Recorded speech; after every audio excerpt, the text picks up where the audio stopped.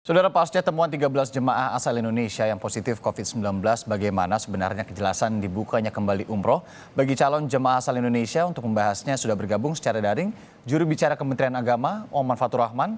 Selamat pagi, Prof. Oman. Selamat pagi. Assalamualaikum. Waalaikumsalam. Serta Kabid Umrah Ampuri, Zaki Zakaria. Pak Zaki, selamat pagi. Selamat pagi, Assalamualaikum warahmatullahi wabarakatuh, Mas Irianda. Ya, semoga sehat-sehat terus semua. Saya ke Prof. Oman dulu, Prof. Jadi sebenarnya informasinya seperti apa sih? Yang kemarin katanya ada penghentian visa, kemudian sekarang diterbitkan lagi tanggal 22, hari ini harusnya ada yang berangkat ya, Prof ya? Ya, terima kasih Mas Irianda. Ya, sebetulnya kalau soal itu malah Mas Zaki yang mestinya lebih paham ya, lebih tahu. Baik. Dari pihak asosiasi, karena kalau Kementerian Agama kan sesuai dengan tugas dan fungsinya menerima laporan kemudian melakukan pengawasan terhadap penyelenggaraan umroh itu oleh travel ya, oleh PPIU, dan kita kan sebagai regulator sudah mengeluarkan KMA 719 itu. Tapi informasi terakhir kemarin juga dari ketika Menteri Agama Pak Fahrul Razi sempat rapat dengan DPR juga kan kita sempat dengar, Pak, ini ada 13 jemaah yang kemudian positif. Apakah ini ada sangkut pautnya dengan itu? Jadi kan saya berserta tim minggu lalu itu ditugaskan oleh Pak Menteri Agama Pak Fahrul Razi untuk melakukan pengawasan umroh di Saudi selama beberapa hari di sana. Dan kita memang ya menemukan fakta itu dari gelombang pertama dan gelombang kedua. Itu ada 13 orang yang positif, kemudian dan bertahap kan ya, awalnya 3 orang, kemudian setelah itu bertambah menjadi 5 orang, dan ditambah lagi dari gelombang kedua juga 5 orang gitu, sehingga berjumlah 13 gitu. Meskipun alhamdulillah sekarang kan keseluruhannya sudah selesai menjalankan umroh dan kembali ke Indonesia. Nah, tetapi dari kita, dari Kementerian Agama berdasarkan itu maka melakukan evaluasi. Nah, pada saat yang sama kita juga tahu bahwa memang ada jeda terkait dengan visa umroh ini dari pihak Saudi sendiri.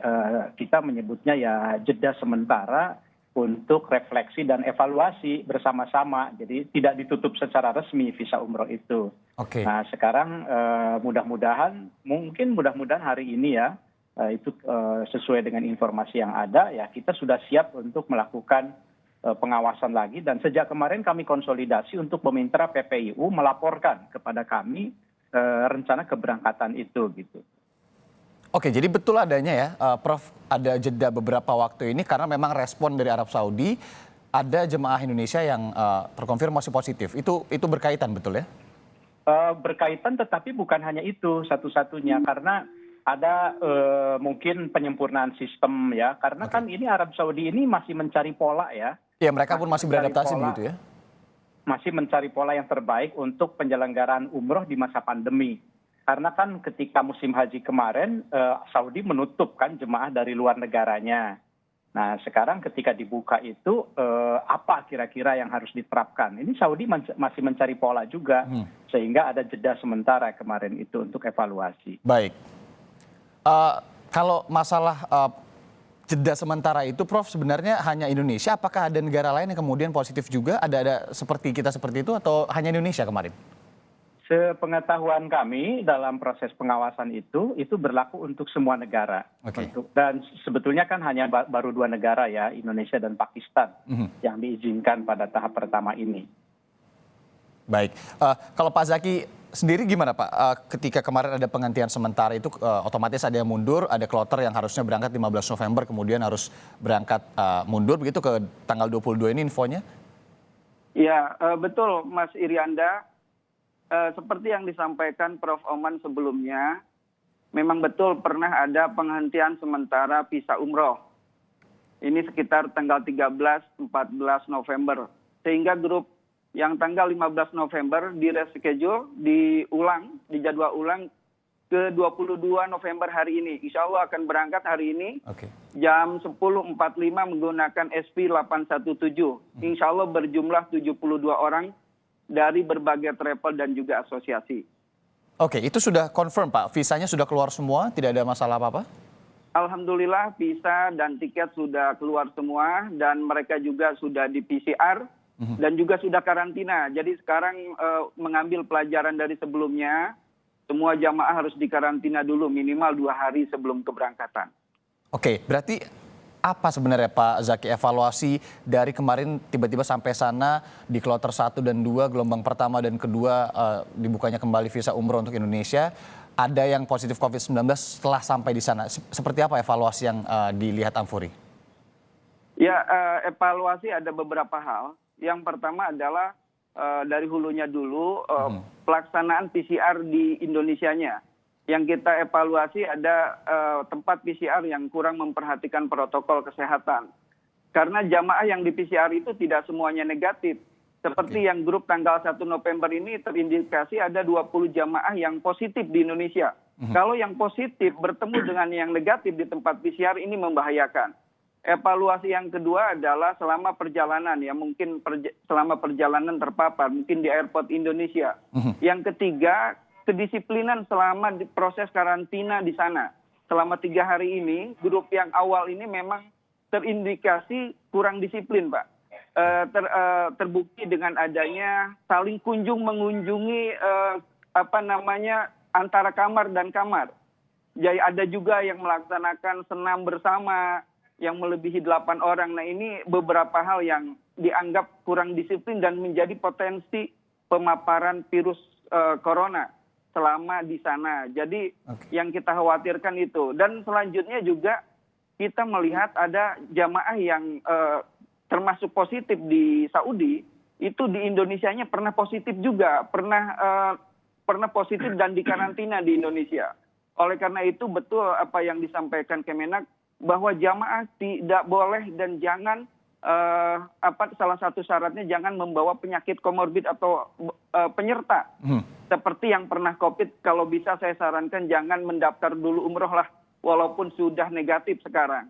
Nah, ini dikhawatirkan ketika sampai di Saudi terdeteksi lagi COVID-nya, begitu. Oke, Pak Zaki, tapi kalau untuk masalah visa sendiri, untuk gelombang pertama, kedua kemarin ini ketika apply-nya itu ada kendala tertentu atau seperti apa waktu itu prosesnya? Masalah kendala memang ada. Kendalanya adalah masalah waktu dan prosesnya begitu cepat. Karena ketika sistem visa umroh dibuka hari Jumat saat itu, hari Jumat dini hari, kita 2 hari setelahnya, hari Minggu itu harus berangkat. Karena waktu yang begitu mepet, untuk persiapan visa dan juga PCR memang saya rasa kurang mencukupi untuk gelombang pertama 1 November dengan 2 hari. Oleh karena itu dari 360-an jamaah yang mendaftar, itu hampir 100 orang jamaah batal berangkat, Mas Irianda. Penyebab terbanyak adalah lambatnya visa turun. Jadi visa turun itu lambat sekali. Ada yang ketika visa turun pesawatnya sudah jalan.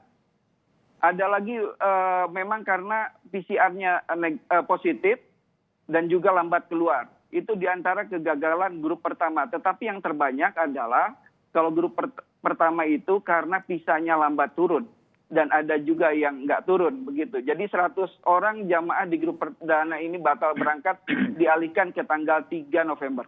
Oke, Pak Zaki, sebenarnya apa masalahnya ketika visa ini lambat turun? Apakah karena hasil tes usap ataupun tidak ada rapid test ya, tes usap gitu ya? Ini lama apa seperti apa? Bisa turun karena memang waktunya sangat sempit, Mas Irianda, hanya 2 hari dari 300 dan ini kan pertama dibuka setelah 9 bulanan umroh tidak ada untuk luar negara. Nah, ini pertama dibuka. Jadi ini memang proses adaptasi baik dari administrasi Kerajaan Arab Saudi dan juga kita.